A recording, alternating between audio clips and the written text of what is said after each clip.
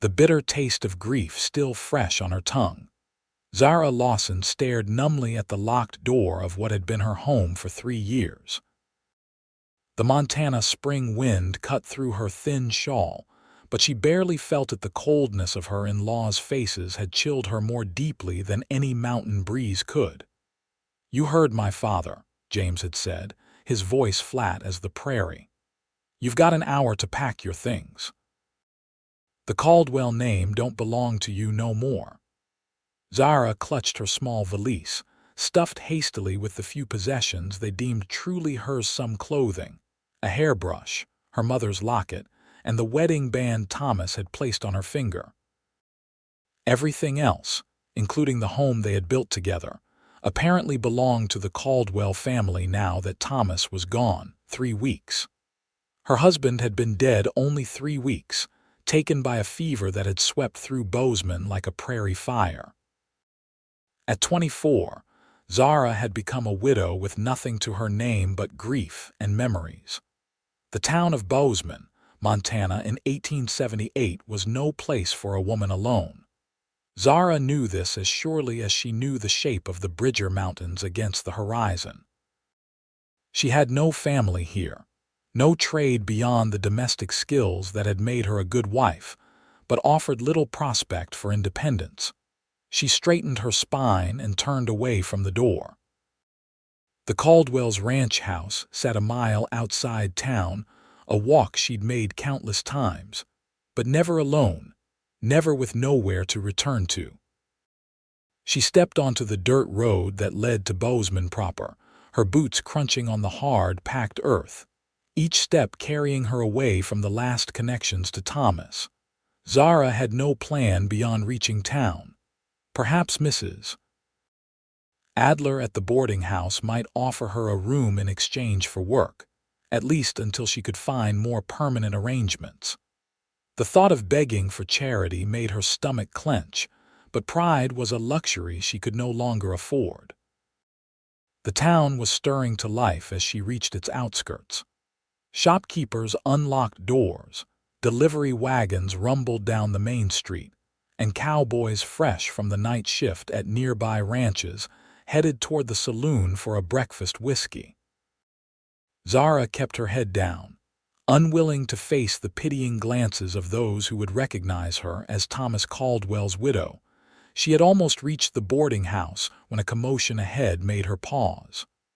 A wagon had overturned, spilling crates across the street. Men shouted as they tried to corral several panicked horses that had broken free from their harnesses.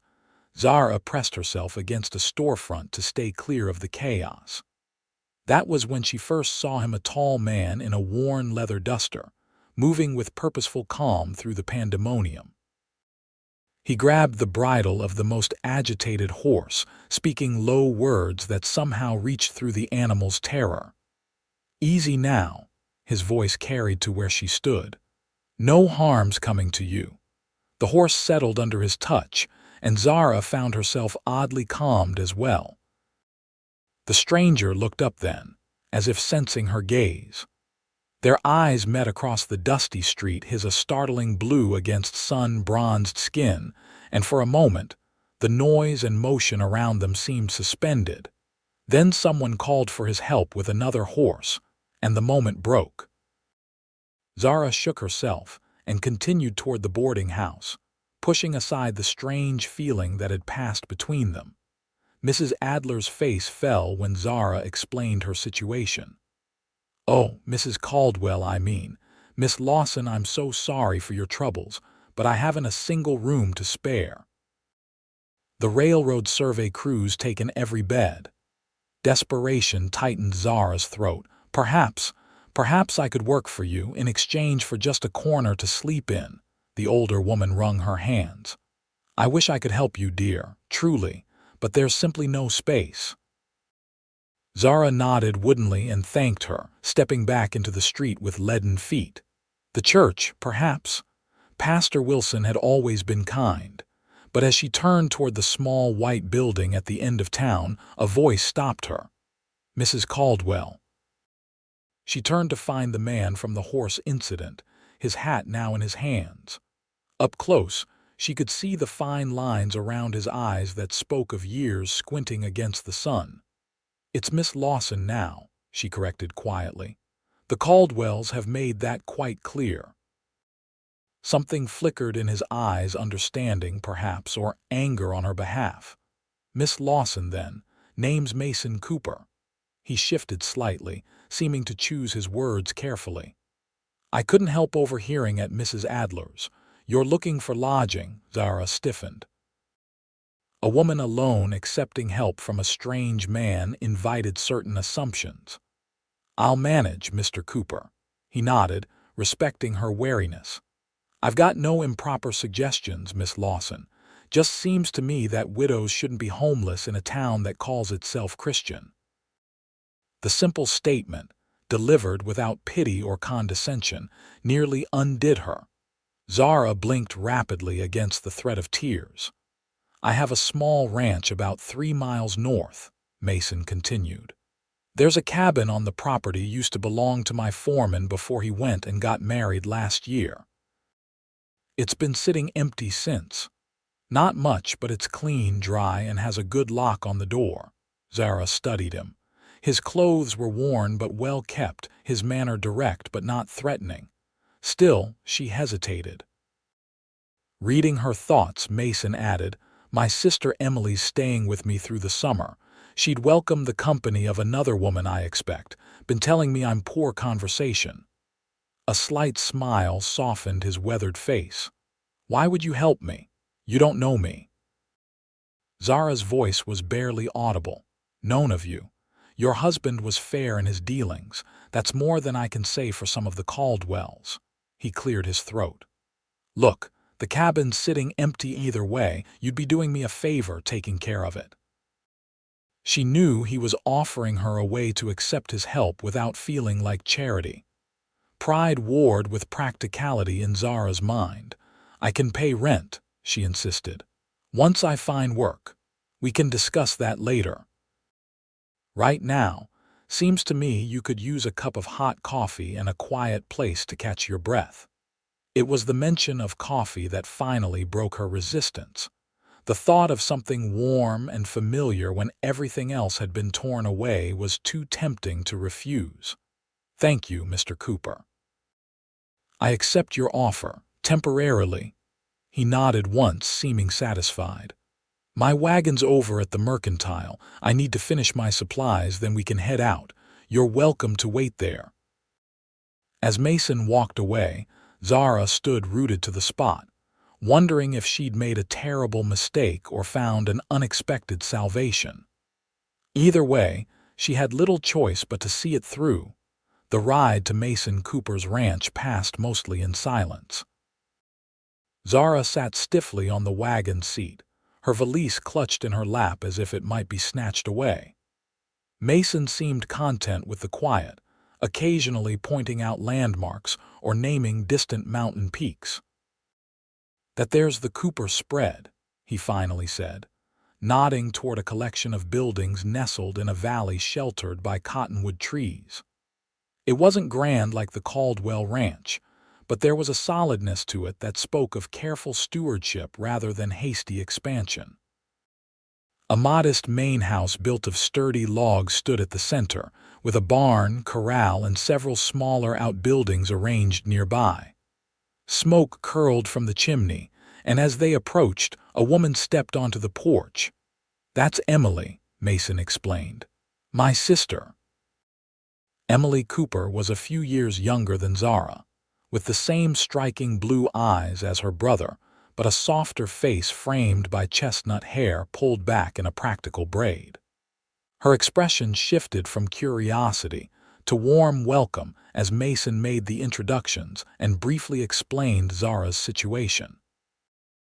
"Those Caldwells," Emily muttered, shaking her head.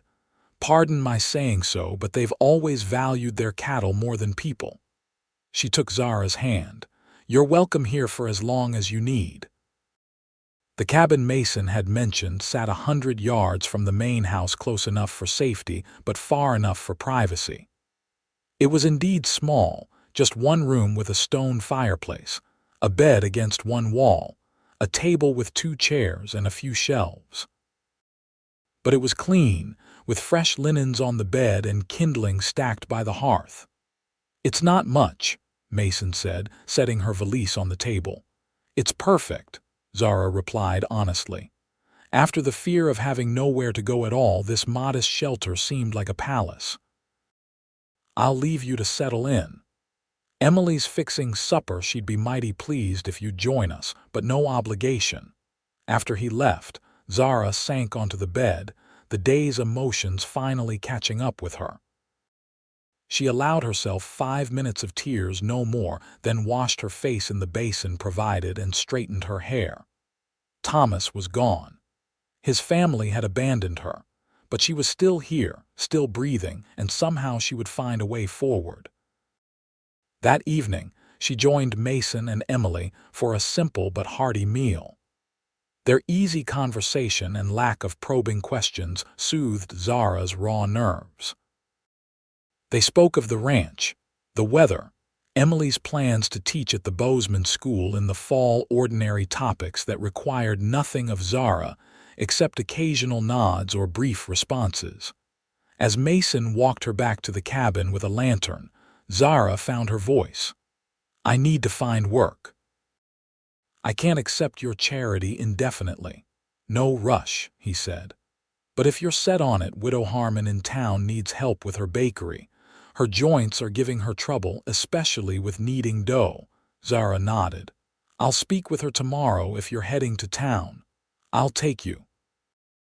They reached her cabin door. "Sleep well, Miss Lawson. Mr. Cooper," she called as he turned to leave. "Thank you, not just for the lodging, but for—" she struggled to find the words, "for seeing me when I felt invisible."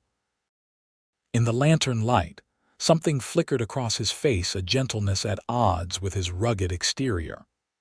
"Good night, Miss Lawson." The next morning, Zara rose before dawn. She'd always been an early riser, but now urgency drove her from bed. Establishing independence felt like the first step toward healing. She stoked the fire, washed, and dressed in her most presentable outfit, a navy blue skirt and white blouse that had survived the hasty packing. Birdsong greeted her as she stepped outside. The Cooper Ranch was coming to life. Lights glowed in the main house windows, and she could hear the distant lowing of cattle. The mountains loomed closer here than they had in town, their peaks catching the first golden rays of sunlight. The air smelled of pine and freshly turned earth. Thomas had promised her a home like this someday, away from his family's influence. They dreamed of it together, planning details late into the night. The memory squeezed her heart. "You're up early." Zara startled. Mason stood a few yards away, 2 steaming mugs in his hands. He offered one to her, coffee. "Emily's still asleep, but I figured you might be awake." "Thank you." She accepted the mug gratefully. "I'm used to starting the day early." They stood in companionable silence, watching the sunrise paint the valley in soft pinks and golds. "It's beautiful here," Zara said finally. "You've built something good." Mason nodded, a hint of pride in his expression. "Took time. Started with just 40 acres and 3 ornery cattle." He sipped his coffee. "Your husband," he mentioned, wanting his own place someday. Zara looked at him in surprise. "You knew Thomas well."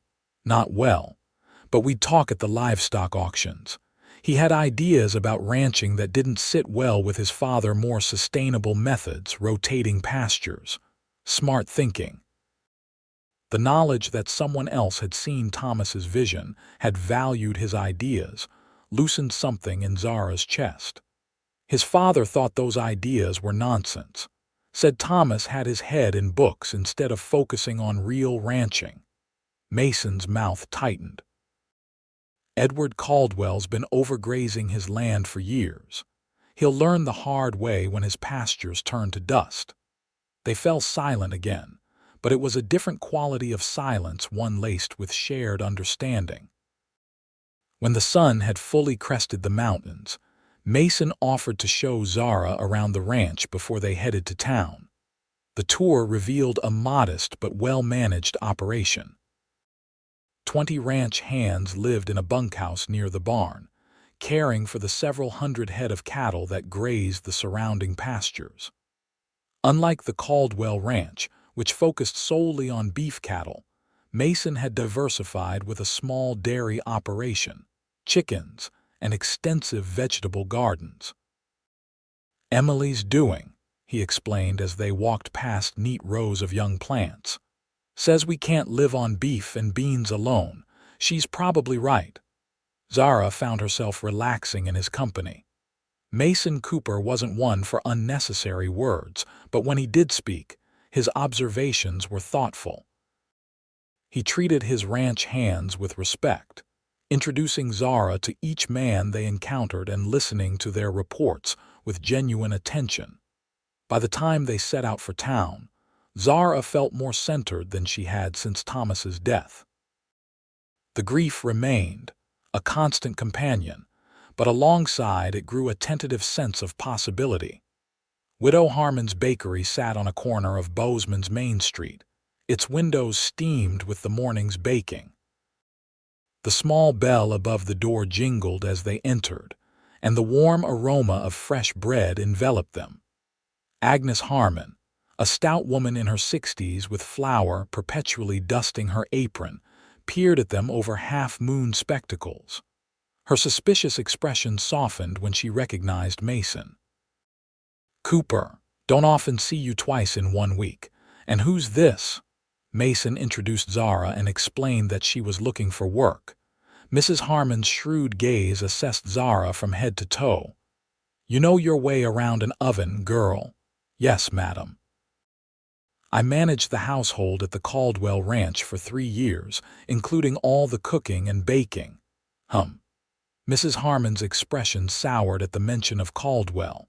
"Heard what they did, putting you out like yesterday's trash. Shameful." She flexed her gnarled fingers.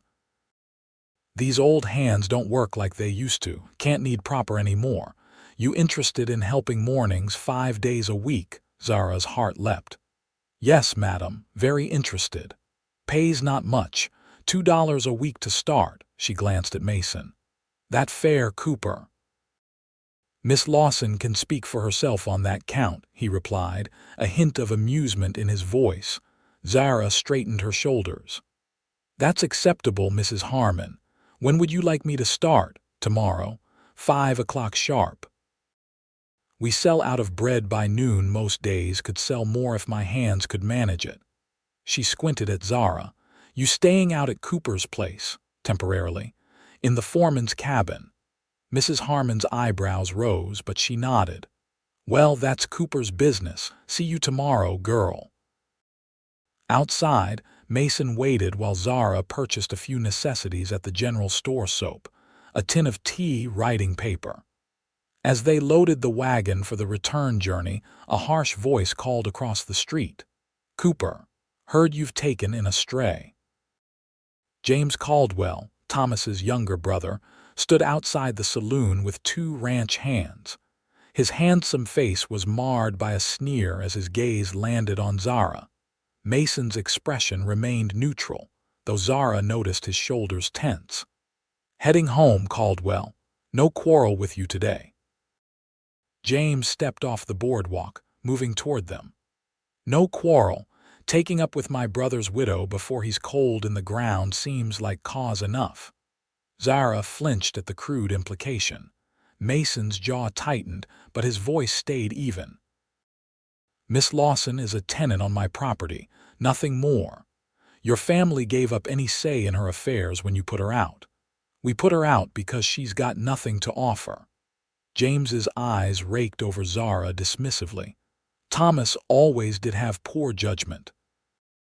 Marrying a penniless nobody from back east, filling his head with foolish ideas. That's enough." Mason stepped forward, placing himself between Zara and James. "Miss Lawson deserves your respect, if only as your brother's widow." James laughed. "Respect for what?" 3 years married and not even a child to show for it. Useless as a wife, just like her ideas were useless to Thomas. The accusation struck Zara like a physical blow. Her inability to conceive had been a private sorrow, one that Thomas had assured her didn't matter. To hear it thrown at her now, in public, by his own brother, unleashed a fury she hadn't known she possessed. "You know nothing about my marriage," she said, her voice low but steady. "Thomas believed in me, even if his family never did. Now, if you'll excuse us, Mr. Cooper and I have business to attend to." She climbed onto the wagon seat, back ramrod straight, eyes fixed ahead. After a moment, Mason joined her, his movements deliberate. He didn't speak until they were well outside town. "I'm sorry for that. James Caldwell's always been more mouth than sense." "It's not your fault," Zara replied. "And nothing he said was untrue. I am penniless. I couldn't give Thomas children. Perhaps his family is right to resent me." Mason's hands tightened on the reins. "That's horse manure, and you know it. A person's worth isn't measured by their purse or their ability to bear children." His vehemence surprised her.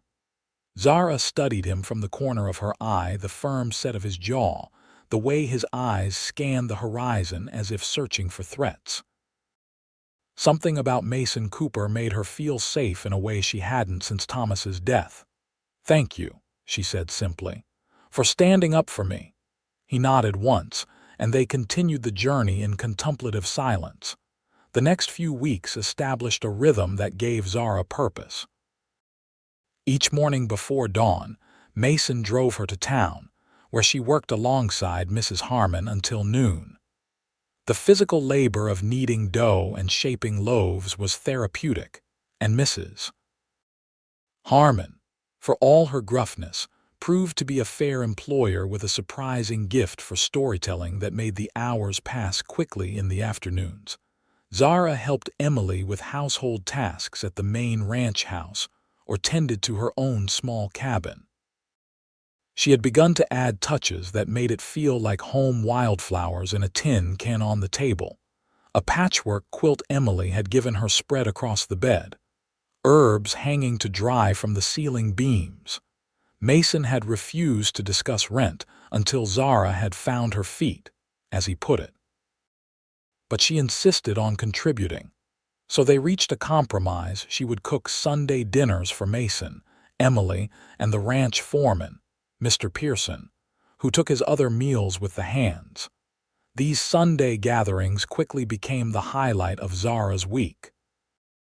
Emily's bright chatter and Mr. Pearson's dry humor created a warmth around the table that soothed Zara's lingering grief.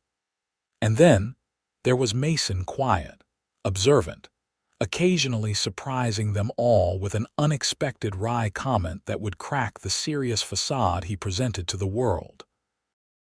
Zara found herself watching him when he wasn't aware, the gentle way he handled frightened animals, the patient manner he used when explaining tasks to new ranch hands, the rare full smile that transformed his face when Emily teased him. He was nothing like Thomas, who had been all quick charm and impulsive enthusiasm. Mason moved through life with a deliberate steadiness that Zara found increasingly compelling. One Sunday in late April, as they finished a meal of roast chicken and spring vegetables, Emily announced she was heading into town to help decorate the church for a wedding. "You should come, Zara," she urged. "Mary Tillman's marrying that blacksmith from Helena. The whole town will be there." Zara hesitated. She'd avoided most social gatherings since Thomas's death, unsure of her place now that she was neither wife nor acknowledged widow of the Caldwell family. "The Caldwells rarely attend Methodist services," Emily added, reading her concern. "They're strictly Presbyterian, and too high and mighty to mingle with the rest of us sinners." Mr. Pearson excused himself to check on a mare about to foal, leaving Mason alone with the women. He cleared his throat. "I'd planned to repair that loose shutter on your cabin this afternoon," he told Zara, "but it can wait if you'd rather go to town." "No, please," she said quickly. "I'd appreciate the repair, and I'm not much in the mood for wedding preparations."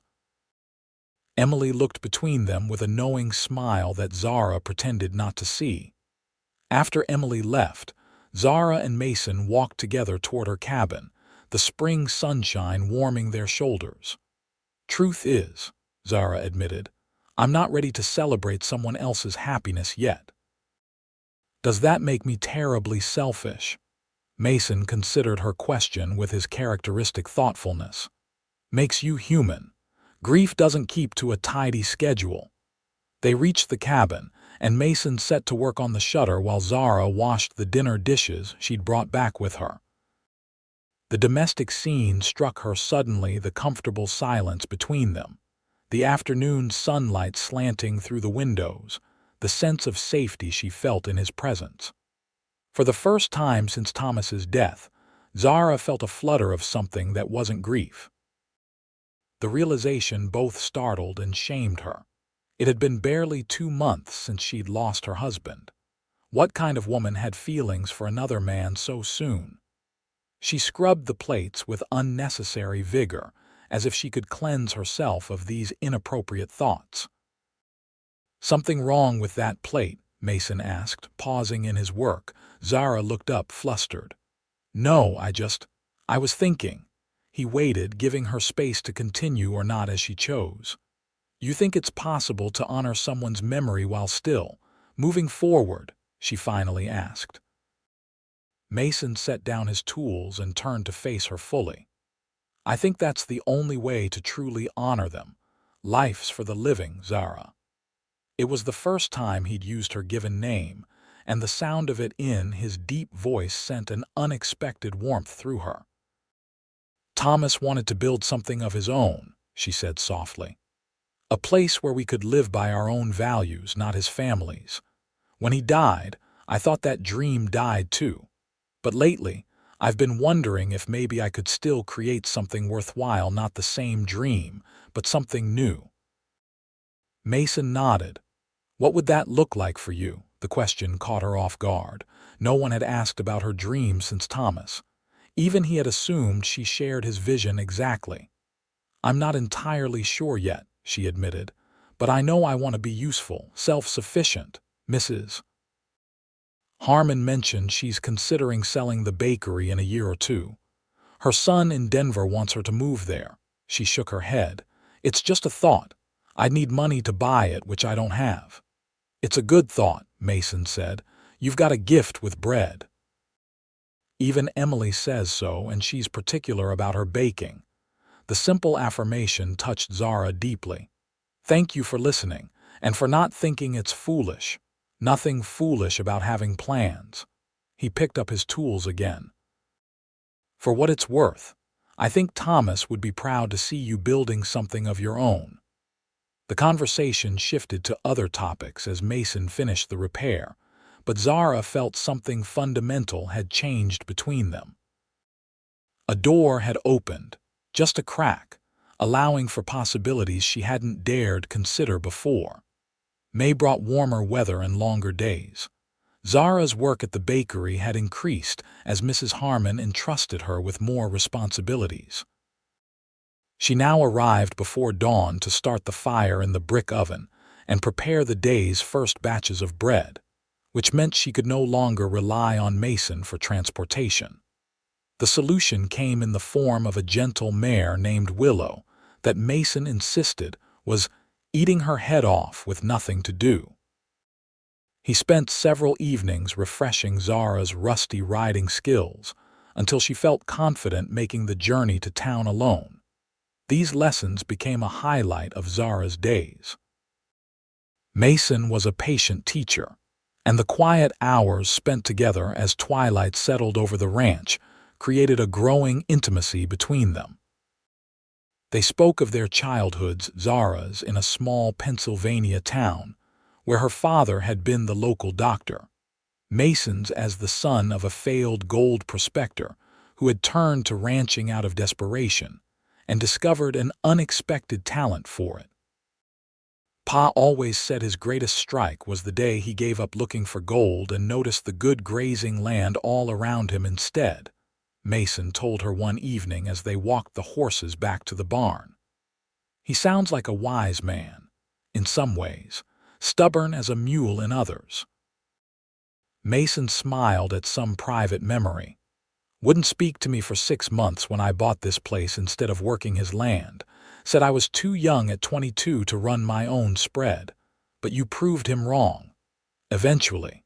The first year nearly broke me. Drought, wolves, and my own inexperience. He shook his head. If not for Emily selling off her inheritance from our mother to help me through that winter, I'd have lost everything. Zara's respect for both siblings deepened.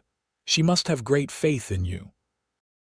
Or terrible judgment, he said with a self-deprecating smile. Either way, I owe her more than I can repay. That's why I'm glad she's finally pursuing her own dream of teaching. They reached the barn, and Mason showed Zara how to properly cool down and care for Willow after a ride. Their hands brushed occasionally as they worked side by side, each contact sending a jolt of awareness through Zara that she tried desperately to ignore. As May turned to June, Zara's confidence grew both in her riding and her baking. Mrs. Harmon had begun teaching her the business side of running the bakery, and customers increasingly asked for Miss Lawson's sourdough by name. The extra income allowed Zara to purchase a few necessities and even save a small amount each week. One morning in mid-June, Zara arrived at the bakery to find Mrs. Harmon in an unusual state of agitation. "Letter from my son," she explained, waving the paper. "His wife's expecting again and he's pushing harder for me to sell up and move to Denver." Zara's heart sank. "You're considering it?" "Have to. These hands aren't getting any younger." Mrs. Harmon flexed her swollen fingers. "And another grandchild. Well, family's what matters in the end." "Of course," Zara agreed, ignoring the selfish disappointment that threatened her composure. "When would you leave?" "Not immediately. Need to find a buyer first." Mrs. Harmon eyed her speculatively. "You've been thinking about it, haven't you? Taking over the place?" Zara nodded cautiously. "The idea has crossed my mind, but I don't have the money for such a purchase." Mrs. Harmon began measuring flour with practiced movements. "There might be ways around that. Banks loan money to promising businesses, or partners. You could find someone to go in with you." The suggestion stayed with Zara throughout the day and followed her home to the ranch. As she approached her cabin that evening, she was surprised to see Mason sitting on her small porch, whittling a piece of wood. "Everything all right?" she asked, dismounting from Willow. He stood, brushing wood shavings from his trousers. "Fine. Just wanted to let you know we've got a cattle drive coming up. Heading to the railhead in 3 days. I'll be gone about 2 weeks." Oh, the news shouldn't have affected her so strongly, but Zara felt an unexpected hollowness at the thought of Mason's absence. "Well, I appreciate the notice. Emily will be here and Pearson's staying to manage things. But if you need anything—" He hesitated. "I told Pearson to check on you regular like." The protective gesture touched her. "I'll be fine, Mason, but thank you." He nodded, seemingly reluctant to leave. Finally, he handed her the small wooden object he'd been carving, a delicate horse that bore a striking resemblance to Willow. "Been working on this. Not much, but thought you might like it." Zara took the carving, fingers brushing his in the exchange. "It's beautiful." "I didn't know you were an artist." "Wouldn't go that far." His ears reddened slightly. "Just something to keep my hands busy in the evenings." The personal gift felt significant, a tangible representation of the connection growing between them. Zara held it carefully, uncertain how to respond without revealing too much of her confused emotions. "Mrs. Harmon is considering selling the bakery," she blurted out, changing the subject. "Her son wants her to move to Denver to be near her grandchildren." Mason studied her face. "And you're thinking of buying it?" "Dreaming of it," she corrected. "The reality is more complicated." "How much would she want for it?" "We haven't discussed figures, But the building, equipment, and established business, it would be far beyond my means. Mason leaned against the porch post, considering. Banks are sometimes willing to lend for business purposes, especially with collateral. What collateral would I have? I own nothing of value. You have skills, reputation, determination. He said it matter-of-factly, as if these intangibles were as solid as gold. Those count for something with the right banker. His confidence in her sparked a flicker of hope. Would you? When you return, would you be willing to help me approach the bank? I'm not familiar with such negotiations. Of course, Mason straightened. We can talk more when I get back. In the meantime, maybe have Mrs. Harmon give you a proper accounting of the business, what it brings in, what it costs to run. Banks like numbers. As he turned to leave, Zara called after him, "Be careful on the drive." He glanced back, a rare full smile transforming his face. Always am. Got reasons to come back safe now. The words and the look that accompanied them stayed with Zara long after he'd gone, warming her like an ember carried close to the heart. The 2 weeks of Mason's absence crawled by with excruciating slowness. Zara threw herself into work, spending extra hours at the bakery learning everything she could about the business side of operations. Mrs. Harmon, seeing her genuine interest, opened her ledgers and shared the accumulated wisdom of 15 years as a business owner. "The secret's in the extras," she confided one afternoon. "Bread keeps the lights on, but it's the pies and cakes folks will pay extra for. Special occasions, you know. Nobody remembers who made the bread at their wedding, but they'll talk about a good wedding cake for years." Zara absorbed these lessons eagerly, making notes each evening by candlelight in her cabin, when she wasn't at the bakery or studying Mrs. Harmon's accounts. She helped Emily with household tasks, partly out of gratitude and partly to keep her mind occupied. Emily proved to be an astute observer. One evening, as they shelled peas on the main house porch, she fixed Zara with a knowing look. "You miss him, don't you?" Zara focused intently on the peas. "I'm not sure what you mean, Mason. You keep glancing down the road like you expect to see him riding in." "I'm just concerned about the cattle drive. I know it can be dangerous." Emily's laugh was gentle rather than mocking. "Mason's been running cattle drives since he was 19. He knows what he's doing." She paused her work. "You know, it's all right to have feelings for him. Thomas has been gone nearly 4 months now." Zara's fingers stilled. "It feels disloyal somehow, too soon." "Would Thomas want you to be alone forever?" "No," Zara admitted. "He wouldn't, but it's not just about Thomas, it's about—" She struggled to articulate the tangle of emotions. "Mason has been so kind, offering me shelter when I had nowhere else to go." What if I'm confusing gratitude with deeper feelings? Emily considered this. Fair question. But from what I've seen, there's more than gratitude in how you look at my brother, and more than charity in how he looks at you. Before Zara could respond, hoofbeats interrupted their conversation. Both women looked up expectantly, but it was only Mr. Pearson returning from checking fence lines. "Any word from Mason?" Emily called as he dismounted. "Telegraph at Potter's Crossing yesterday. Drive's going well, should be back on schedule." Zara tried to hide her disappointment that it wasn't Mason himself, but Emily's knowing smile told her she hadn't succeeded. 3 days later, a full day earlier than expected, Zara was weeding the small herb garden she'd started beside her cabin, when the sound of approaching riders made her look up. Her heart leapt at the sight of Mason leading a small group of cowboys toward the ranch house. He spotted her and detached from the group, guiding his horse in her direction. Even from a distance, she could see the weariness in his posture, the trail dust coating his clothing, the several days' growth of beard darkening his jaw. Yet he'd never looked better to her eyes.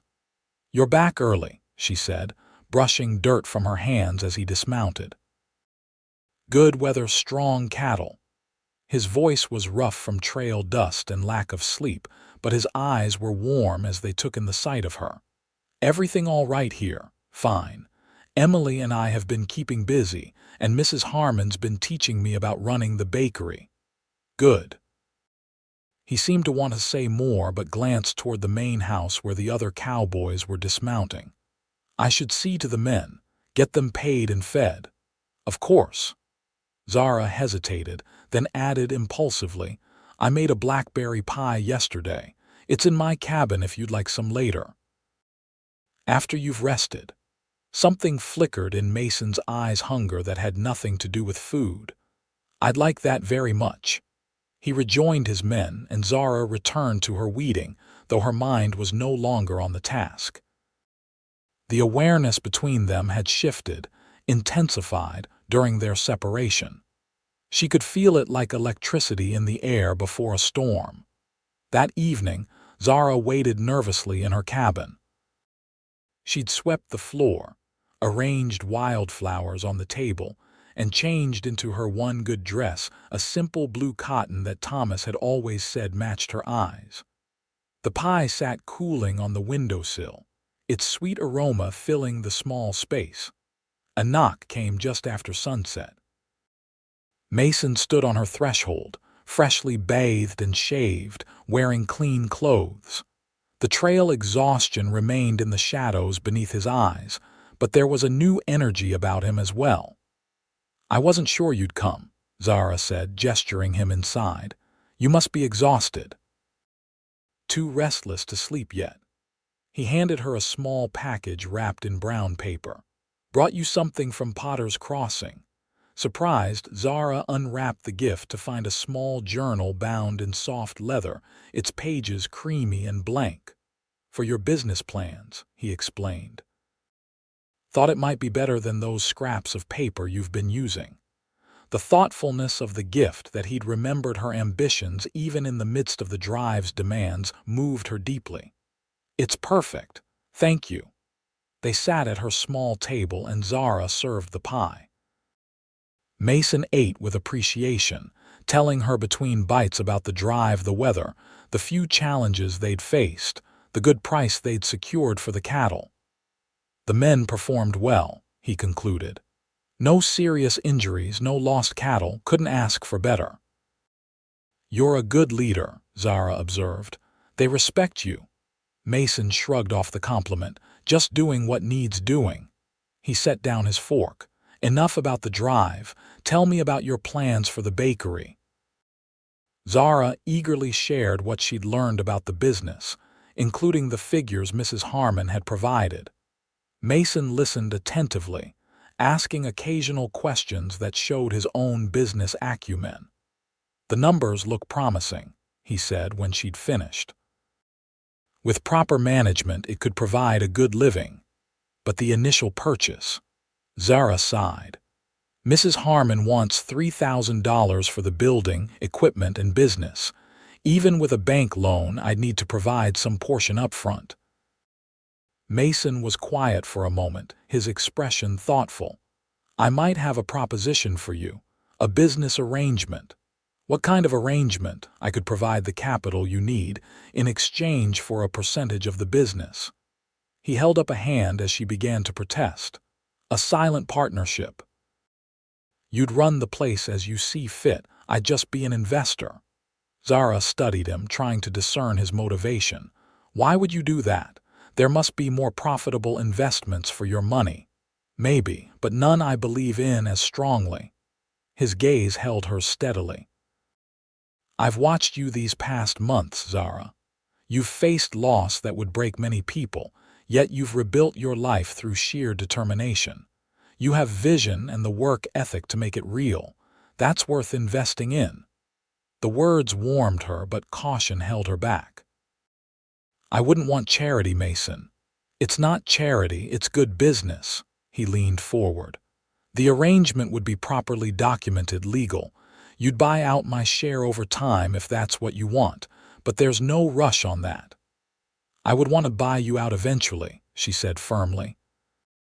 I need to know I've built something truly my own. I understand that. His expression softened. Think about it. No need to decide tonight. They lapsed into silence, the air between them charged with unspoken feelings. Outside, darkness had fallen completely, stars pricking the black velvet sky visible through the window. I should go, Mason said finally, rising from the chair. Let you get some rest.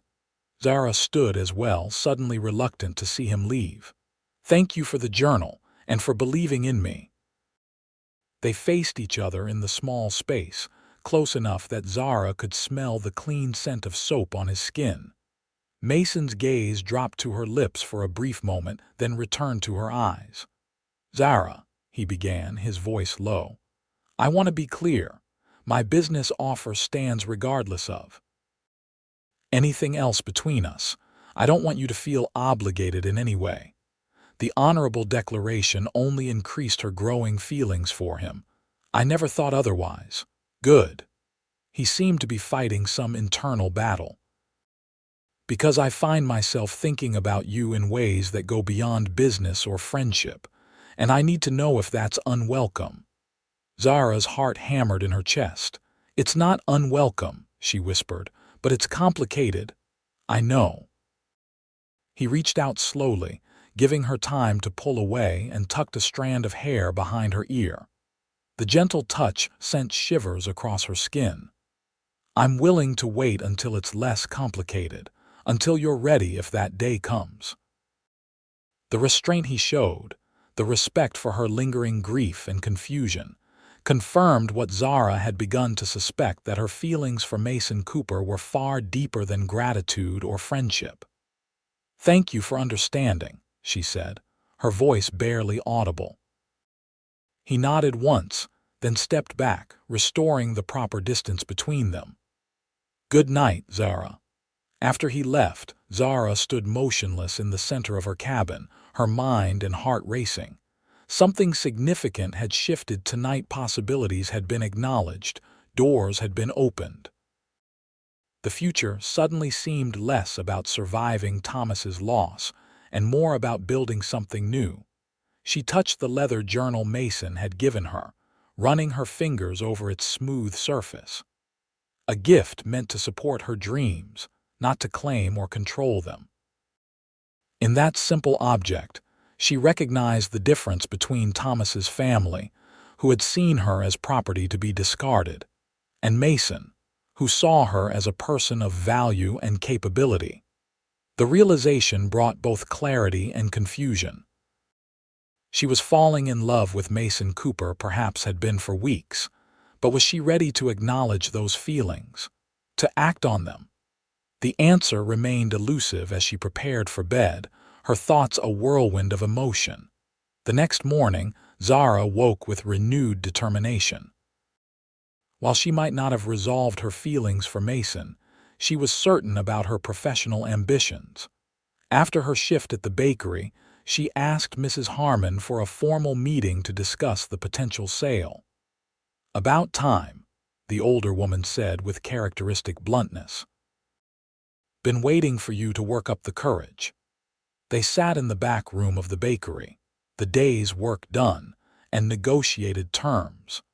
Mrs. Harmon proved to be both fair and pragmatic, outlining exactly what the sale would include and suggesting a payment structure that might make it feasible for Zara. I won't be leaving until spring next year, she concluded. That gives you time to secure financing and learn anything else you need to know. I may have found a silent partner, Zara admitted. Someone willing to invest in the business. Mrs. Harmon's eyebrows rose. Cooper. Zara's surprise must have shown on her face because the older woman chuckled. Girl, I've been watching people for 65 years. Not much gets past me. That man looks at you like you're water in the desert. Heat rose in Zara's cheeks. He's offered a business arrangement, nothing more. If you believe that, you're not as smart as I thought. Mrs. Harmon patted her hand. But it's your life to figure out. Just don't wait too long. Good men who respect a woman's independence are rare as hen's teeth in these parts. The conversation left Zara thoughtful as she rode back to the ranch that evening.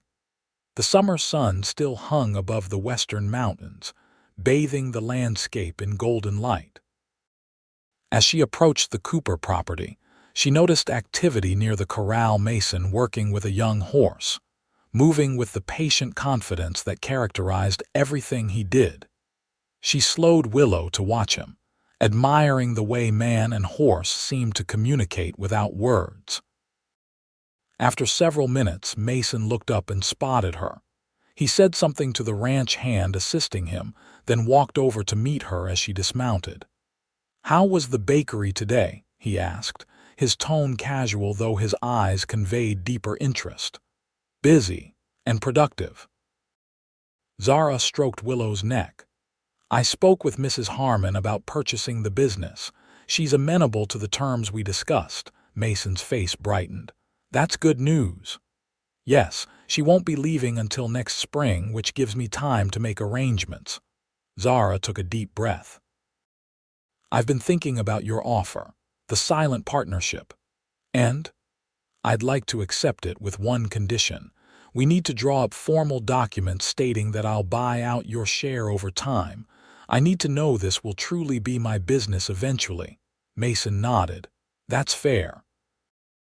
I'll speak with Henry Jenkins at the bank tomorrow. He can draft the necessary paperwork." "Thank you." Zara hesitated, then added, "This doesn't mean I've made decisions about other matters. I understand." His expression remained calm, but she could see the hope in his eyes. "Some things can't be rushed." They walked together toward the stable, leading Willow between them. The silence was comfortable, filled with possibility rather than pressure. July brought scorching heat to Montana, the kind that shimmered above the prairie and drove people to seek shade by mid-morning. Zara's early bakery shifts became a blessing, allowing her to finish work before the worst heat of the day. She often spent afternoons in the relative cool of her cabin, working on plans for when she would take over the business. Mason had been true to his word, arranging the partnership documents with no expectation beyond what they'd agreed. Their relationship remained in a state of suspended potential, friendly, increasingly warm, but still careful. He never pressed for more than she was ready to give, though Zara sometimes caught him watching her with an intensity that made her breath catch. One sweltering afternoon in late July, Zara was sketching ideas for rearranging the bakery's interior when a commotion outside drew her attention. Looking through her window, she saw a wagon approaching the main house at high speed, kicking up dust in its wake.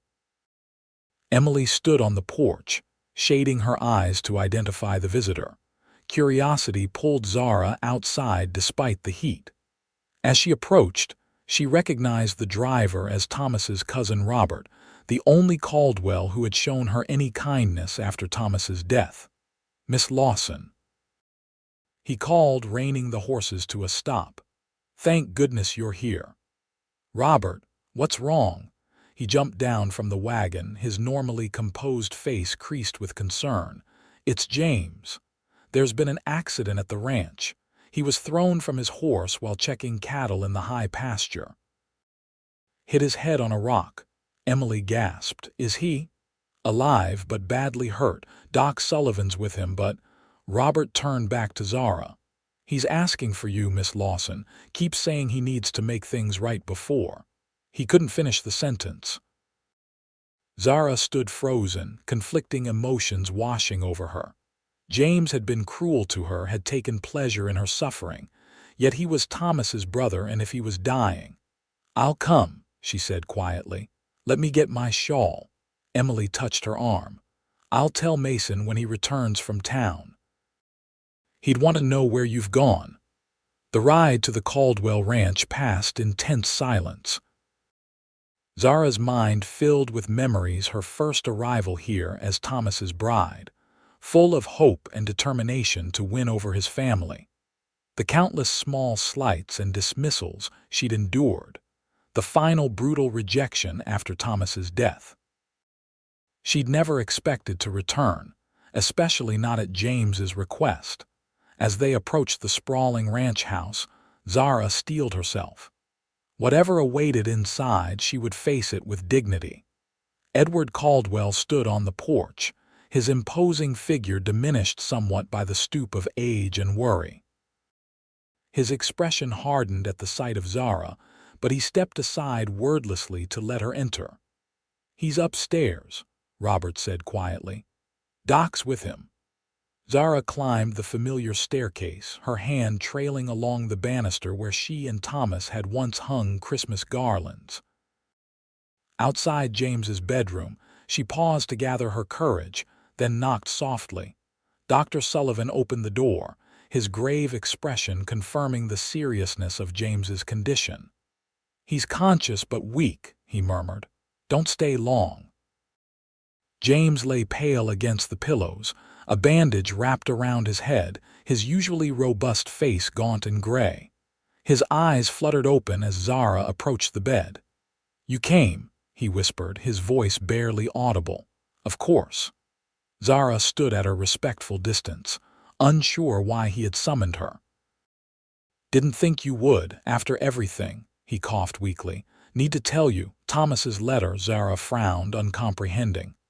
"Letter in my desk. Bottom drawer, he wrote it. Before he got sick, instructions for you." Each word seemed to cost him tremendous effort. "Father didn't want you to have it, said you'd take everything. I helped him hide it from you," understanding dawned slowly. "Thomas left instructions. For me," James nodded slightly, wincing at the movement, "was wrong to keep it from you to put you out." His breathing grew labored. "Not dying with that sin on my conscience." Zara moved closer, her heart pounding. "Where is it now, the letter?" "Still there, in my desk. Father doesn't know I kept it." James's eyes drifted closed, then opened with effort. "You were good to Thomas, made him happy. We were wrong about you." Tears pricked at Zara's eyes, not for James, but for the validation of her marriage she'd long been denied. "Thank you for telling me." James seemed to drift toward unconsciousness, then rallied slightly. "The copper mine shares," he mumbled. "Thomas bought them for you, said you'd be taken care of." Zara gasped. The copper mine outside Butte had been speculative when Thomas was alive, but in recent months, rumors of a significant strike had circulated through Montana territory. Dr. Sullivan appeared at her side. "He needs rest now." Nodding, Zara turned to leave, her mind reeling from the revelations. At the door, James's weak voice stopped her. "Zara, forgive me." She looked back at the man who had helped make her a homeless widow, who had mocked her in public and private. In his pain-filled eyes, she saw genuine remorse and something of Thomas, in the set of his jaw and the shape of his brow. "I forgive you, James," she said softly, and meant it. Downstairs, Edward Caldwell waited in the study, his hawk-like gaze following her as she entered. "What did my son tell you?" he demanded without preamble. Zara lifted her chin. "That Thomas left a letter for me with instructions." The old man's face darkened. "Nonsense. James is delirious." "He was very specific, Mr. Caldwell. The letter is in his desk drawer." Zara moved toward the desk in question, determination steadying her voice. "And there's mention of copper mine shares Thomas purchased for me." "Stay away from that desk." Edward's voice cracked like a whip. "You'll get nothing more from this family. You've bewitched one son from beyond the grave. I won't let you take advantage of another's weakness." Robert stepped forward from where he'd been standing quietly by the door. "Uncle Edward, if Thomas left instructions—" "Be silent," Edward rounded on his nephew. "This doesn't concern you." "I believe it does concern me, as Thomas's widow and the rightful recipient of his final wishes," Zara said firmly. "I would prefer not to involve the law, Mr. Caldwell, but I will if necessary." A tense silence filled the room. Edward Caldwell had ruled his family and much of the surrounding territory through sheer force of will for decades. Few challenged him openly, and fewer still succeeded. But Zara was no longer the desperate, grieving widow they had cast out. The past months had forged something stronger in her, a sense of her own worth, independent of the Caldwell name or approval. Edward must have recognized this change, for after a long moment, his shoulders sagged almost imperceptibly. "Check the drawer if you must. You'll find nothing." With steady hands, Zara opened the bottom drawer of James's desk. Beneath a stack of ledgers lay a sealed envelope, Thomas's familiar handwriting addressing it to "my beloved wife, Zara." The sight of his handwriting, the last words he'd written to her, nearly undid Zara's composure. She clutched the envelope to her chest, turning back to Edward. "I'll take this now, and any documentation regarding the copper mine shares." Her voice remained level despite the emotion churning within her. "Unless you wish to continue denying my husband's final wishes." Edward's face contorted with anger and something that might have been shame. "Take the letter. As for the shares, Robert can assist you with locating the documentation. I'll have no further part in this." He stormed from the room, leaving Zara and Robert in stunned silence. "I'll help you find the share certificates," Robert said finally. "They should be in the ranch safe, and Zara, I'm sorry for all of it. I should have spoken up when they put you out." "You were kind to me when others weren't," she replied gently. "That means something." An hour later, Zara left the Caldwell Ranch with Thomas's letter and documentation for 50 shares in the Butte Copper Consolidated Mining Company, shares that, according to recent reports, had increased tenfold in value since Thomas's purchase. The magnitude of what had happened didn't fully register until she was halfway back to Cooper's ranch. Thomas had tried to provide for her. He hadn't left her destitute through carelessness or indifference, as she'd sometimes feared in dark moments. He had planned for her future, only to have his family's greed and prejudice interfere. And now, through James's deathbed confession, she had not only vindication but financial security. The mining shares, if the reports were accurate, would be worth enough to buy the bakery outright, with money to spare for improvements and perhaps even a small home in town. She was no longer dependent on anyone's charity or partnership. She could stand completely on her own. The realization brought a complex wave of emotions: relief, vindication, grief for what might have been if Thomas's wishes had been honored from the beginning.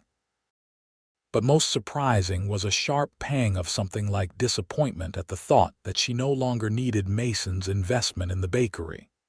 As Robert's wagon approached the Cooper ranch, Zara saw Mason waiting on horseback near the main gate, his expression tight with concern. The moment he recognized her, relief washed over his features. "You're all right," he said as the wagon stopped.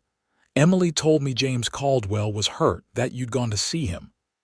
"I'm fine," Zara assured him, accepting his help down from the wagon, "but there have been developments." She thanked Robert, who promised to send word about James's condition, then allowed Mason to escort her to her cabin. Once inside, she showed him the letter and share certificates, explaining James's confession. Mason listened without interruption, his expression shifting from surprise to anger to quiet satisfaction as the story unfolded.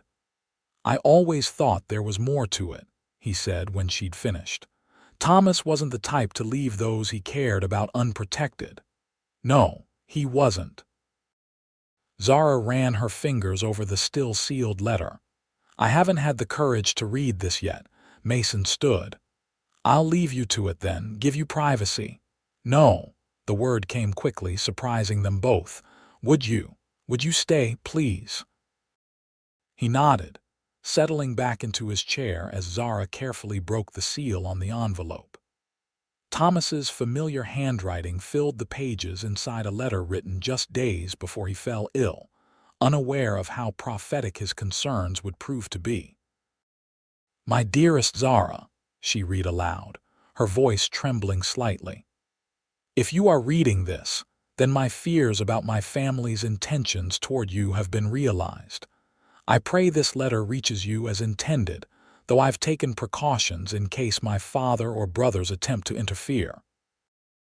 The letter continued, detailing Thomas's purchase of the mining shares as a safeguard for Zara's future, and his instructions that she should receive his personal belongings and a fair portion of his assets.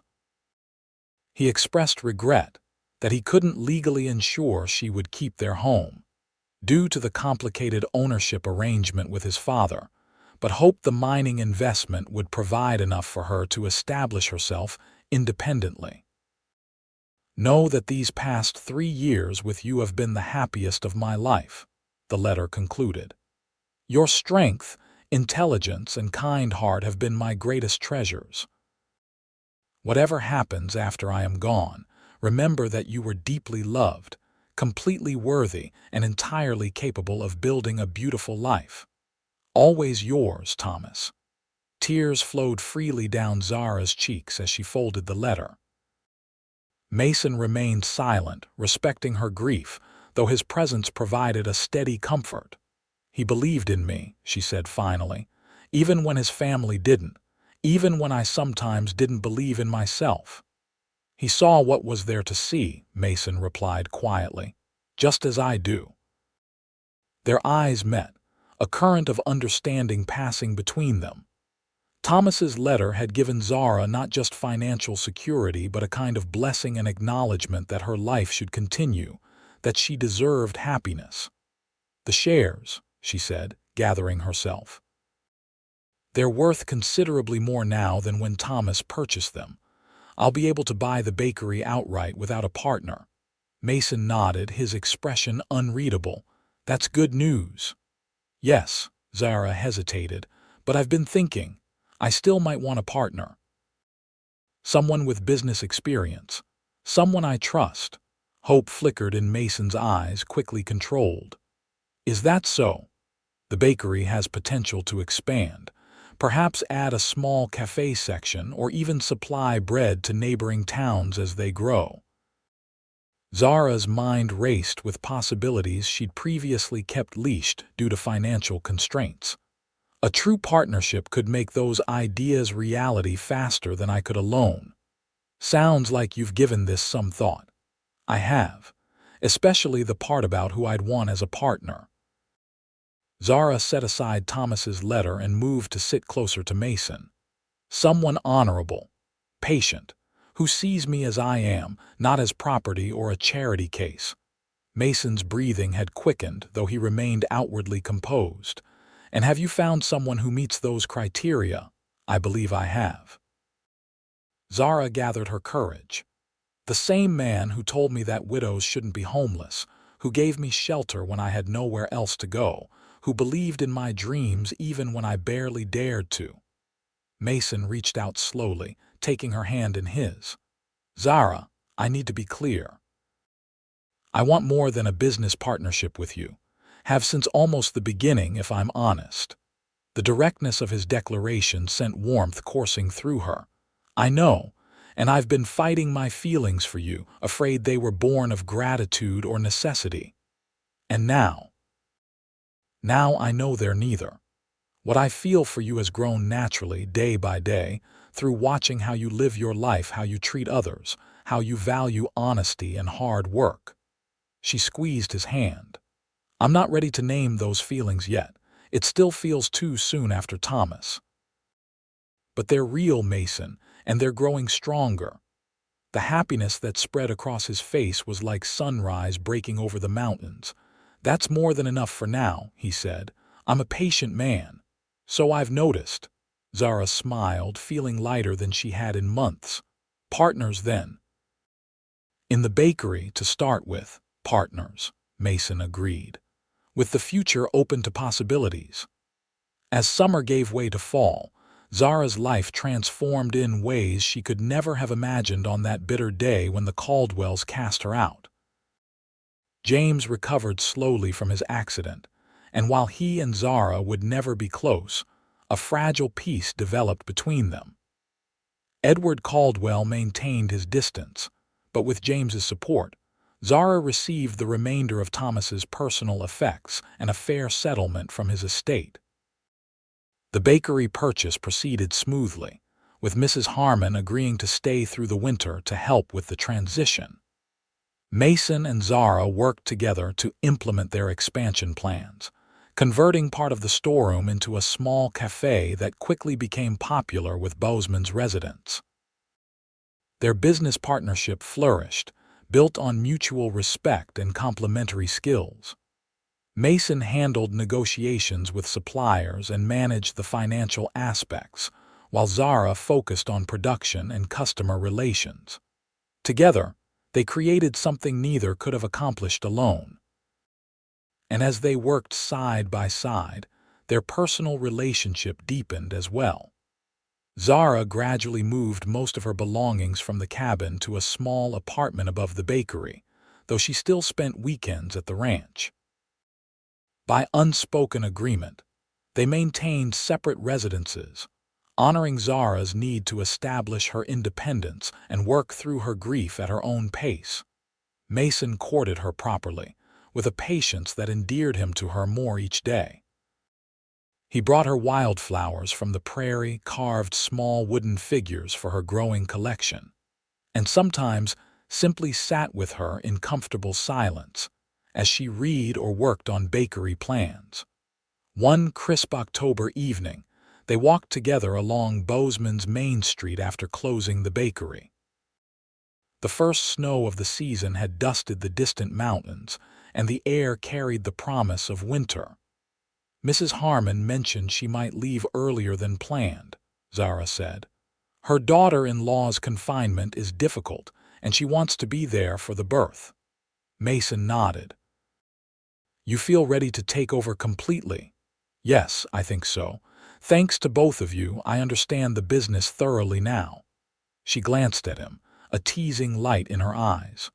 Though I might need my business partner to handle the first winter supply order. I'm still not entirely confident in my negotiating skills. Happy to help. Mason guided her around a muddy patch in the street. Though you underestimate yourself, I watched you talk down that flower merchant last week. Man didn't know what hit him. Zara laughed, the sound carrying in the quiet evening air. He thought he could charge us extra because I'm a woman. Had to set him straight. You certainly did. They reached the bakery, and Mason walked her to the side entrance that led to her apartment. Usually, he would bid her good night here with a tip of his hat and perhaps a brief touch of hands. Tonight, however, he seemed to have something on his mind. Would you like to come up for tea? Zara offered. It's early yet. Mason accepted, following her up the narrow staircase to the cozy apartment she had made her own. Unlike the cabin, which had always felt temporary, this space reflected Zara's personality books stacked on every surface, sketches of bakery designs pinned to the walls, colorful quilts draping the furniture. As she prepared the tea, Mason stood by the window, looking out at the darkening street. Do you miss it? He asked suddenly. The ranch, I mean, being out in the open country. Zara considered the question as she poured hot water into the teapot. Sometimes, I miss the quiet, the stars at night, but I like being in town too, the bustle, being close to the bakery. She brought the tea to the small table. Why do you ask? Mason joined her, accepting a steaming cup. Been thinking about changes. Emily's settled into her teaching position now, doesn't need me hovering nearby, and with the bakery doing well. He paused, seeming to gather his thoughts. There's a property for sale, just outside town. Small house, few acres, close enough to manage the bakery daily but still has some open space. Zara's pulse quickened. Are you thinking of buying it, considering it? His eyes held hers steadily. It's the kind of place that might suit a family. Eventually. The implication hung in the air between them. They hadn't spoken explicitly of marriage, though Zara knew Mason's intentions were serious. She had needed time to grieve Thomas properly, to establish her independence, to be certain of her feelings. "Mason," she began carefully, "are you asking something specific?" He set down his teacup.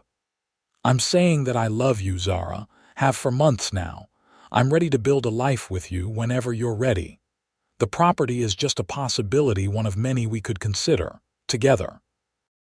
The straightforward declaration, so characteristic of him, filled Zara with a warm certainty. The grief for Thomas remained, a quiet ache that would never fully disappear, but alongside it had grown something new and equally powerful: her love for Mason Cooper. "I love you too," she said softly.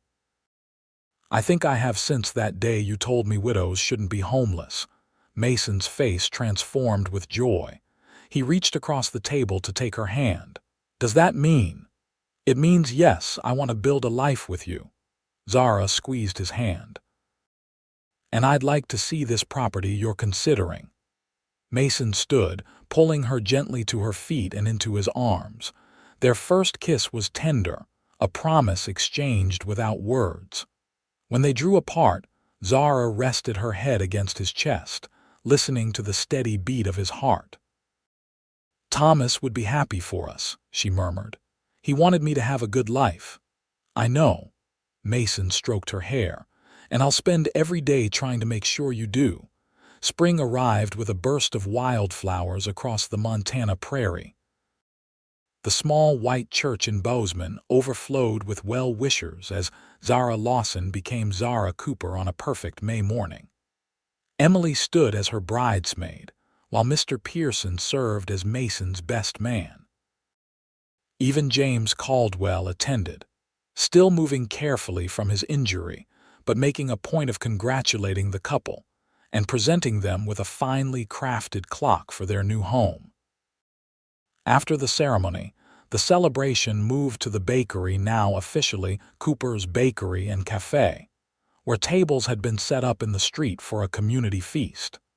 Mrs. Harmon had returned from Denver specially for the occasion, proudly surveying what Zara and Mason had accomplished with her former business. "You've done well, girl," she told Zara, watching customers fill every table. "Better than I could have imagined." "We've had help," Zara replied, glancing toward Mason, who was deep in conversation with several ranchers about supplying the cafe with beef. "Good partners make all the difference." Their home just outside town had become a gathering place for friends, and neighbors: a comfortable 4-room house with a wide porch and enough land for Mason to keep a few horses. They'd planted fruit trees along the drive and started a large vegetable garden, combining Mason's ranching knowledge with Zara's growing expertise in baking and preserving. As twilight fell on their wedding day, guests gradually departed until only the closest friends remained. Emily organized a final toast before she too headed back to her rooms at the schoolhouse. "To my brother and his bride," she declared, raising her glass, "who proved that sometimes the worst days of our lives can lead to the best." Later, as Zara and Mason stood on their porch watching the stars emerge, she leaned against his shoulder. "Did you ever imagine, that day when you saw me outside Mrs. Adler's boarding house, that we'd end up here?" Mason considered the question. "Not exactly here, no. But I knew you were someone special, someone I wanted in my life, however that might happen."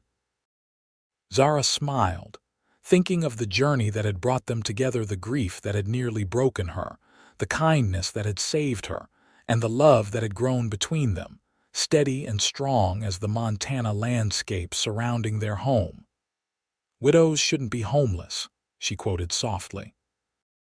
5 words that changed everything. "Best words I ever spoke," Mason agreed, drawing her closer as the night deepened around them, full of promise and possibility. 2 years later, on another perfect spring morning, Zara sat on the same porch, cradling their newborn son. Thomas Mason Cooper had his father's blue eyes and his mother's determined spirit, evident even at 3 weeks old. Mason joined them, coffee mugs in hand, his face still showing the wonder and exhaustion of new parenthood. "How are my favorite people this morning?" "Perfect," Zara replied, accepting a mug with her free hand. "He finally slept more than 2 hours at a stretch. A miracle indeed." Mason settled beside them, gently touching the baby's tiny fist. "Emily's bringing the students by later. Says they've made welcome cards for their newest neighbor." Zara smiled, imagining the classroom of children laboring over their artwork.